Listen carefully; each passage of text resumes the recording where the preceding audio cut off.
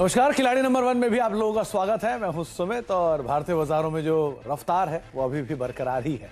Higher level से बिकवाली के बावजूद भी इंडेक्स करीब 15,600 के आसपास ही है। 15,596 ये मौजूदा स्तर है। रफली आधा % के आसपास की बढ़त इंडेक्स में बनी हुई है। मिड कैप स्मॉल कैप दोनों इंडिसेस ऑलमोस्ट 1% की तेजी के साथ अभी कामकाज करते हुए दिखाई पड़ रहे हैं। वहां पर 1% का रुझान बना हुआ है, लेकिन निफ्टी हायर लेवल से ईज आउट होने के बाद डे लो के आसपास है। निफ्टी बैंक हायर लेवल से बिकवाली के बाद डे लो पर अभी कामकाज ही कर रहा है, लेकिन पीएसयू बैंकिंग बास्केट में तेजी अभी भी बनी हुई है। मेटल, आईटी ये दो और ऐसे इंडेक्स है जो कि आज तेजी में कामकाज कर रहे हैं, लेकिन उनकी तेजी उतनी इंटेंस नहीं है जितनी बाकी इंडेक्स की है। मेटल इंडेक्स करीब इनफैक्ट मेटल 2% ऊपर है। आईटी इंडेक्स में हालांकि 1% के आसपास की ही बढ़त देखने को मिल रही है। इस हफ्ते 3 खिलाड़ी हमारे साथ कम्पीट कर रहे हैं, जिसमें रुचित जैन है, मेहुल कोठारी हैं और ब्रिजेश हैं, जिनसे हम बातचीत भी करेंगे, उनकी इंडिविजुअल कॉल्स को लेकर, उनके पोर्टफोलियोज भी देखेंगे और साथ साथ क्या रणनीति और मार्केट्स को लेकर मान रहे हैं उस पर भी हम बातचीत करेंगे। तीनों खिलाड़ियों का रिटर्न आपकी स्क्रीन पर है। सो फार मेहुल लीड कर रहे हैं करीब 12% के पॉजिटिव रिटर्न के साथ। ब्रिजेश जी का रिटर्न करीब 2.25% का है और रुचित का रिटर्न -6.5% सो फार देखने को मिला, लेकिन अभी पूरा सेशन बाकी है। देखते हैं सेकंड हाफ में किस तरह की सिचुएशंस बनते हुए दिखाई पड़ती हैं। तीनों ही खिलाड़ी हमारे साथ मौजूद हैं बातचीत करने के लिए। तीनों से ही शुरुआत कर लेते हैं। सबसे पहले रुचित, नमस्कार, स्वागत है कार्यक्रम में। मार्केट्स को लेकर आपका व्यू चाहूंगा, किस तरह से बाजार को आप रीड कर रहे हैं कि हायर लेवल से थोड़ी बिकवाली जरूर हुई है, डे लो के आसपास इंडेक्स है, तो क्या करना चाहिए रुचित? चलिए शायद रुचित संपर्क टूट गया। मेहुल भी मौजूद है। मेहुल, आप मार्केट्स को कैसे रीड कर रहे हैं, क्या करना चाहिए बाजार में? Good morning Sumit. देखिए, कल फर्स्ट हाफ तक हमारा हर्षिता जी से जब बात हुआ था तब यही व्यू था थ्रू आउट द वीक कि हम इंडेक्स पर कुछ ज्यादा ध्यान नहीं देंगे, इनफैक्ट स्टॉक स्पेसिफिक एक्शन पर ही ज्यादा रिकमेंडेशंस देंगे। तो कल जब फर्स्ट हाफ के बाद 17,700 के पास निफ्टी जब आया था तब एक हमको कंफर्मेशन मिला था सेल का, और ये व्यू हम अभी भी बरकरार रखेंगे। ये सेल ऑन राइज मार्केट है फिलहाल के लिए, भले चाहे वो 18,000 आ जाए, बट एक possible correction is much more needed in the market, या फिर टाइम वाइज करेक्शन बहुत ही जरूरी है इस मार्केट के लिए। तो व्यू हमारा वही रहेगा, इंडेक्स स्पेसिफिक के यहाँ पर बिकवाली करके चलनी चाहिए। इनफैक्ट मैं ये रेकमेंड करूंगा कि जिनके पास लॉन्ग पोजीशंस है इंडिविजुअल स्टॉक्स में, तो उनको 17,500 का सितंबर मंथ का पुट लेकर चलना चाहिए in order to hedge their positions, because यहाँ पर अगर प्राइस वाइज करेक्शन आता है सुमित जी, तो मुझे लगता है कि 17,300 या 17,000 के बीच में 17,000 तक के लेवल्स भी हमें ये महीने में यानी कि सितंबर सीरीज में देखने को मिल सकते हैं। तो कॉशन व्यू रहेगा। स्टॉक स्पेसिफिक एक्शन भी होते रहेंगे, plus at the same time heavy bets में सेलिंग भी होती रहेगी। तो व्यू यही है कि इंडेक्स पर तेजी नहीं करनी है फिलहाल के लिए, बट स्टॉक स्पेसिफिक अगर मिड कैप या स्मॉल कैप में कुछ अच्छा मिलता है तो जरूर उसको बाय करना चाहिए। तो आप इंडेक्स को फिलहाल के लिए अवॉइड भी कर सकते हैं, आप दूर भी रख सकते हैं, लेकिन आप स्टॉक स्पेसिफिक स्टोरीज पे ज्यादा फोकस करें, वहां ज्यादा अच्छा रुझान, ज्यादा बेहतर रिटर्न शायद बनता हुआ दिखाई पड़ेगा। तो 17,600 इंडेक्स भले ही है, लेकिन ये बात सही है कि स्टॉक स्पेसिफिक स्टोरीज ज्यादा प्ले आउट कर रही हैं। ब्रिजेश, आपका व्यू क्या है निफ्टी को लेकर या निफ्टी बैंक को लेकर? करीब 1/4% ऊपर निफ्टी बैंक है, लेकिन पीएसयू बैंकिंग बास्केट में ज्यादा आउट परफॉर्मेंस है। आपकी रीडिंग क्या कहती है मार्केट्स में? मैं मेरा एक निफ्टी पे ऑब्जर्वेशन है वो मैं बता देता हूँ।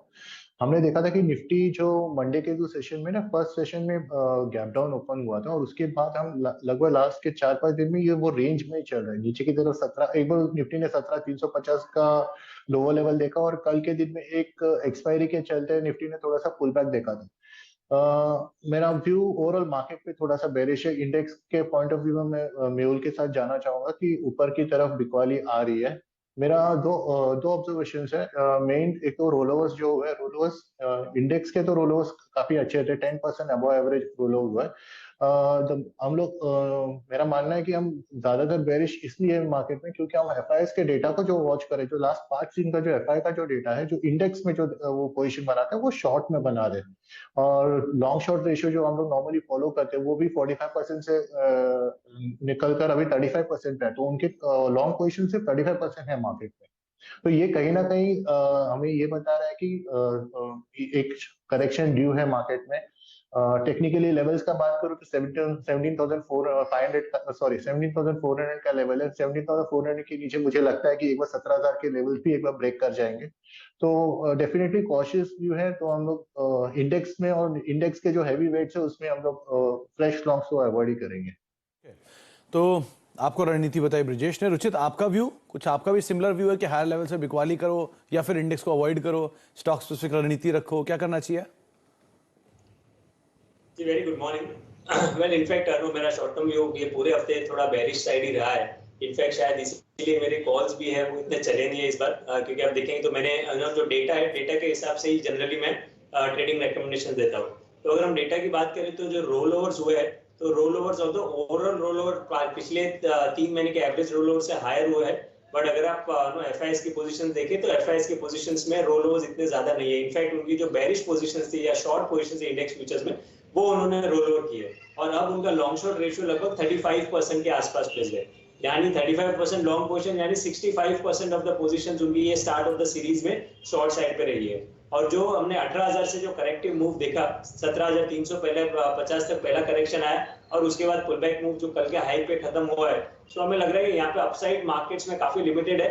और आज तो नो डाउट करना एक्सपायरी का नेक्स्ट डे है तो यूजुअली काफी एडजस्टमेंट्स होते हैं, तो इसके लिए मोमेंटम इधर साइड एक बड़ा मूव रहता है। बट सितंबर का सीरीज में आगे चल के अगर हम और शॉर्ट फॉर्मेशंस बनते हुए देखते हैं एफआईएस की फ्रंट से, तो हमें लगता है कि आगे चल के मार्केट में करेक्शन हो सकता है। तो हम ज्यादा कॉशियस में ये भी करा हो, बट लेकिन stock specific moves no doubt positive side पे रहे हैं। बट मैं जो मेरा अप्रोच है वो अभी भी यही है कि डेटा के साथ ही रहेंगे और डेटा के अगेंस्ट नहीं जाएंगे। तो ज्यादा फोकस आज मेरा डिफेंसिव्स पे ही रहेगा। जी, तो आपको रणनीति तीनों ही जानकारों ने बताई बाजार को लेकर क्या करना चाहिए, लेकिन हायर लेवल से मार्केट्स में बिकवाली जरूर प्रिवेल कर रही है। करीब करीब 0.5% के आसपास की बिकवाली ऊपरी स्तर से हम देख चुके हैं। अच्छा, पोर्टफोलियो आपकी स्क्रीन पर आते हुए दिखाई पड़े हैं, किस तरह के तीनों के पोर्टफोलियोज पैन आउट कर रहे हैं। जो एग्जिस्टिंग पोर्टफोलियो शुरुआत करते हैं हम विनिंग पोर्टफोलियो के साथ, जो कि इनफैक्ट रुचित का पोर्टफोलियो आपके सामने है। हीरो मोटोकॉर्प पे बिकवाली की राय, सेल में उन्होंने बिकवाली गिरा दी थी, इसे एग्जिट कर गए और जेबी केमिकल वो अभी होल्ड कर रहे हैं। तो 2 पोजीशंस उनकी होल्ड है, तो 1 कॉल का स्कोप उनके पास बचता है। रुचित, आप वो नई कॉल कौन सी ऐड करना चाहेंगे? जी नई कॉल में अभी फिलहाल एक बाय साइड पे ऐड करना चाहूंगा, वो है पेट्रोनेट एलएनजी। स्टॉक में देखेंगे तो डेली चार्ट पे प्रीवियस स्विंग हाइस के ब्रेकआउट आए हैं, तो यहाँ पे हमें लग रहा है कि पेट्रोनेट एलएनजी में नियर टर्म में एक अच्छा पुल बैक मूव रह सकता है। और यूजुअली ज्यादा हाई बीटा नेम्स नहीं है, तो मार्केट में अगर कुछ बड़ा करेक्टिव फेज आता है तो उसका इंपैक्ट भी ये स्टॉक पे इतना नहीं रहना चाहिए। तो करंट लेवल्स 219 के आसपास चल रहा है, तो यहाँ पे पेट्रोनेट एलएनजी में खरीदारी की सलाह रहेगी। 211 के स्टॉप लॉस रखे 240 तक के टारगेट के लिए। 211 का स्टॉप लॉस और 240 का target Petronet LNG long side पे आप देख सकते हैं। 219 220 का मौजूदा स्तर यहाँ पर देखने को मिल रहा है। अब आप विनिंग पोर्टफोलियो लेकर आइए, जो कि मेहुल का पोर्टफोलियो है। मेहुल के पोर्टफोलियो में जो एग्जिस्टिंग पोजीशंस हैं उनके अंदर उन्होंने 2 कॉल का स्कोप अपने लिए छोड़ा है। Cochin AU small finance bank और साथ ही साथ कोचिन शिपयार्ड, 2 कॉल्स थी। एक में उनका पोजीशन एग्जिट कर चुके हैं और एक में प्रॉफिट बुक कर चुके हैं, तो 2 कॉल का स्कोप मेहुल के पास बचता है। मेहुल, आपकी तरफ से पहली कॉल कौन सी होगी? सुमित जी, पहली कॉल मेरी ये जो स्टॉक है रुचित जी को काफी ज्यादा पसंद है, उन्होंने ये वीक में कवर भी किया था, अनफॉर्चुनेटली तब नहीं चला, ब्रेकआउट दिया है, वो है हिटाची एनर्जी, जिसका नाम फिर से हो गया पावर इंडिया। तो ये स्टॉक बाइंग की सलाह रहेगी। 3775 का रेट है, मुझे लगता है 3600 के स्टॉप लॉस से इसको बाय करना चाहिए। पोजिशनल ही बड़ा ब्रेकआउट आया है। अपसाइड में 4100 तक के टारगेट हमें देखने को मिल सकते हैं आने वाले 1 या 2 वीक में। तो 3775 पर बाय कीजिए, 3600 का स्टॉप लॉस और 4100 का टारगेट। 4100 का टारगेट, करीब 3600 का एक स्टॉप लॉस। और हिताची पावर, इसको आप ध्यान रख सकते हैं, मल्टीनेशनल जाइंट है और एक बढ़िया मूव इसमें वैसे भी लोअर लेवल से देखा गया था, फिर एक समय में कंसोलिडेशन और दोबारा तेजी। तो 4100 रुपए के टारगेट्स के लिए हिताची एनर्जी को आप देख सकते हैं, करीब करीब 3600 का एक स्टॉप लॉस यहाँ पे मेंटेन करेंगे। ब्रिजेश जी का पोर्टफोलियो लेकर आइए। ब्रिजेश जी के पोर्टफोलियो में आईटीसी, एसबीआई लाइफ और एलएनटी, ये 3 नाम उन्होंने सुझाए थे, जिसमें से एसबीआई लाइफ में वो पोजीशंस को होल्ड कर रहे हैं। एलएनटी वो उनका स्टॉप लॉस हिट हो चुका है। एसबीआई लाइफ को भी वो अभी होल्ड कर रहे हैं और साथ ही साथ जो आईटीसी था उसे वो एग्जिट कर गए। 2 कॉल का स्कोप उनके पास बचता है। तो ब्रजेश जी, पहली कॉल आपकी तरफ से। हाँ सुमित जी, मैं पहला कॉल भारत डायनामिक में लेना चाहूंगा। 830 का रेट चल रहा है, मैं इसको काफी दिन से वॉच कर रहा था। जो जिस हिसाब से डिक्लाइन आया, वो डिक्लाइन को उसने ट्रेंड लाइन पे सपोर्ट लेके फिर से एक बार मुझे लग रहा है कि मोमेंटम ऊपर की तरफ स्टार्ट हो रहा है। तो भारत डायनामिक में मेरा बाय रहेगा करंट प्राइस में। मेरा स्टॉप लॉस रहेगा 808 का और ऊपरी तरफ में मैं 858 का टारगेट वॉच कर रहा हूँ। ये लगभग हफ्ते भर में आ जाना चाहिए। अच्छा, तो 858 का टारगेट, 808 का स्टॉप लॉस, ये आपको ब्रजेश जी बता रहे हैं। आप भारत डायनामिक्स के अंदर लॉन्ग साइड पोजीशन लेकर जा सकते हैं। मेहुल, आपकी तरफ से दूसरी कॉल कौन सी होगी? दूसरी कॉल सुमित जी मेरे तरफ से रहेगी, वो है जीएमएमपी फॉडलर। काउंटर ने बहुत ही बड़ा ब्रेकआउट दिया था पिछले 2 हफ्ते पहले, तकरीबन 1500 से 1800 तक के लेवल्स हमें 2 ही दिन में देखने को मिले थे। उसके बाद कंटिन्यू कंसोलिडेट कर रहा है, अभी एक रेंज ब्रेकआउट देने की तैयारी कर रहा है डेली चार्ट्स पर और इनफैक्ट आवरली चार्ट्स पर भी। तो मुझे लग रहा है कि 1630 पर इसको बाय करना चाहिए। फिर से ये 1800 तक के लेवल्स दिखा सकता है, तो 1800 मेरा टारगेट रहेगा। स्टॉप लॉस इसका 1500 का रहेगा, 1500 के स्टॉप लॉस से बाय कीजिए। 1800 का पहला टारगेट, इनफैक्ट ये टारगेट 2000 तक भी एक्सटेंड हो सकता है, बट फिलहाल के लिए हम कंजर्वेटिव टारगेट रखेंगे, वो है 1800 का, और 1500 का मेरा इसमें स्टॉप लॉस रहेगा। कंजर्वेटिव टारगेट भी यहाँ से 150 पॉइंट ऊपर का है और करीब करीब 1500 का एक स्टॉप लॉस मेंटेन करें। लेकिन अगर तेजी मिलती है तो 1800 के बाद 2000 तक की भी चाल देखने को मिलेगी। ये रुचित जी की कॉल नहीं है, ये मेहुल जी की कॉल है, तो आप उस हिसाब से प्लेट बनाइएगा। जीएमएम फॉडलर ऑलरेडी डे हाई पर कामकाज कर रहा है, 2% की बढ़त यहाँ देखने को मिल रही है। ब्रिजेश जी, आपकी तरफ से दूसरी कॉल। मैं इंडियन होटल्स में लॉन्ग जाना चाहूंगा। इंडियन होटल्स में हमारे वैसे काफी पॉजिटिव स्ट्रॉन्ग व्यू है। हमें लगता है कि होटल इंडस्ट्री वैसे भी अभी कोविड के बाद थोड़ा सा आउट परफॉर्म करेगा।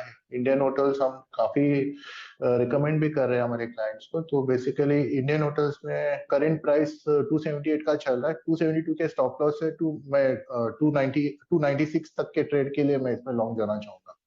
296 का एक टारगेट रहेगा और 272 का एक स्टॉप लॉस मेंटेन करेंगे। 278 का मौजूदा स्तर है, डे हाई के आसपास ये कामकाज कर रहा है। लॉन्ग साइड पे आप इंडियन होटल को लेकर जा सकते हैं। तो 5 कॉल आपके सामने आ चुकी हैं और सबका रुख यही है कि बाजार में ऊपरी स्तरों से बिकवाली करेंगे, लेकिन इंडिविजुअली सारे कॉल्स जो हैं वो तेजी की तरफ आ रहे हैं। तो स्टॉक स्पेसिफिक स्टोरीज आप ऐसे समझ सकते हैं। भारत डायनामिक्स तेजी के लिए, इंडियन होटल तेजी के लिए, भारत साइड की तरफ से, ब्रिजेश साइड की तरफ से। अच्छा मेहुल सर, आप कुछ कहना चाह रहे हैं? सुमित जी, मैं रिस्क रिवॉर्ड थोड़ा गलत दे दिया था जी एमएमपी फॉडलर में। 1590 का मैं स्टॉप लॉस देना चाहूंगा। 1500 बहुत ही दूर हो जाता है, उसके सामने रिवॉर्ड बहुत ही कम था, तो 1590 के स्टॉप लॉस से इसको बाय कीजिए। टारगेट मेरा सेम रहेगा 1800 का, 1590 का स्टॉप लॉस रहेगा। जो मैंने 1500 गलती से कह दिया था वो 1590 है। हाँ, वैसे उसको आना था नहीं, मुझे उम्मीद है आपके कॉल्स में कि स्टॉप लॉस तो आने वाला है नहीं, लेकिन फिर भी 1590 अगर आप स्टॉप लॉस रिवाइज करना चाह रहे हैं तो 1590 का एक स्टॉप लॉस मेंटेन करेंगे और 1800 रुपए के टारगेट रहेंगे। अच्छा, एक बार मेहुल सर को भी जरा विंडो में काटिए और ये प्लेट भी काट के रखिएगा। तो जरा वो ग्राफिक्स भी लेकर आइए वापस और मेहुल सर को भी खाली लेकर आइएगा। स्क्रीन पर आपको प्लेट भी दिखाई पड़ेगी जहां मेहुल सर ने खरीदारी की राय दी है जीएमएम फॉडलर में करीब करीब 1800 रुपए के टारगेट्स के लिए और 1590 का स्टॉप लॉस। साथ में आप मेहुल सर को भी जरा काटिएगा। मेहुल सर, ये आपकी फोटो और आप में जमीन आसमान का अंतर दिख रहा है, ऐसा क्या फेरबदल कर दिया आपने? फोटो कब की आपकी?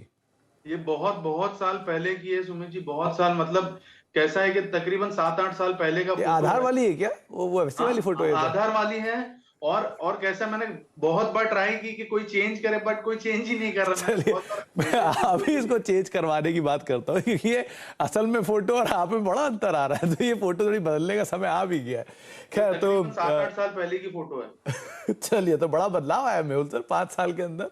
1800 रुपए का टारगेट और 1590 का एक स्टॉप लॉस। जीएमएम फॉडलर में खरीदारी किया है, 1641 रुपए का मौजूदा स्तर यहाँ देखने को मिल रहा है। अच्छा, एक ब्रेक का वक्त हो गया है। निफ्टी करीब करीब 15,584 डे लो पर एग्जैक्टली अभी भी कामकाज कर रहा है, लेकिन मिड कैप इंडेक्स और स्मॉल कैप इंडेक्स जो है वहां पर दोनों में ही मूव अभी भी देखने को मिल रहा है। मिड कैप इंडेक्स 1% ऑलमोस्ट ऊपर है और स्मॉल कैप इंडेक्स भी करीब करीब 1% ऊपर है। तो बाइंग दोनों ब्रॉडर मार्केट्स में है, लेकिन फ्रंट लाइन इंडेक्स जो है वो अभी डे लो पर कामकाज करता हुआ दिखाई पड़ रहा है। उन लेवल्स पे इंडेक्स अभी ट्रेड करता हुआ दिखाई पड़ रहा है। मिड कैप स्मॉल कैप दोनों इंडेक्सेस में अभी भी करीब करीब 1% की खरीदारी देखने को मिल रही है। आधा % ऊपर हालांकि अब स्मॉल कैप इंडेक्स है, लेकिन मिड कैप इंडेक्स है वो 1% ऊपर ही ट्रेड करता हुआ दिखाई पड़ रहा है। Nifty bank flat to positive हो चुका है, 58 अंकों की महज बढ़त है।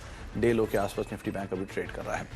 तीनों खिलाड़ियों का पोर्टफोलियो आपकी स्क्रीन पर आएगा, जहां पर शुरुआत करता हूं ब्रिजेश के पोर्टफोलियो के साथ। 2 बदलाव उन्होंने आज अपने पोर्टफोलियो के अंदर किए हैं। ब्रिजेश के पोर्टफोलियो में एसबीआई लाइफ, जो कि एग्जिस्टिंग पोर्टफोलियो का हिस्सा है, 1320 के स्तरों पर 1345 का टारगेट है।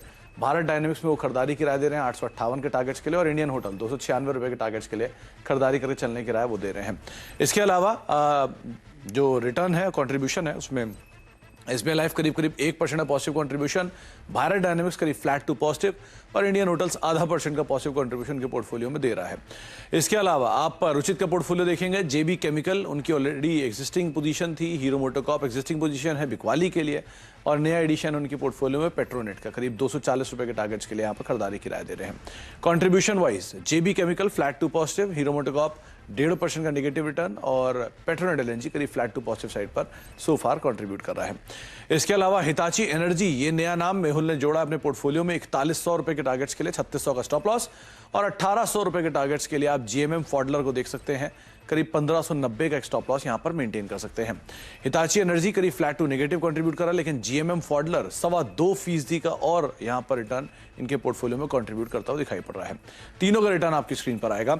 रुचित -7%, मेहुल करीब 14% के पॉजिटिव रिटर्न के सामने और ब्रिजेश रफली 4.5% का पॉजिटिव रिटर्न उनके को जो पोर्टफोलियोस में आता हुआ दिखाई पड़ रहा है। तो सो फार मेहुल लीड कर रहा है, लेकिन सेकंड हाफ क्रूशियल है, कैसे फेरबदल मार्केट्स लेता है, कैसे कैसे बदलाव बाजार में होते हुए दिखाई पड़ते हैं।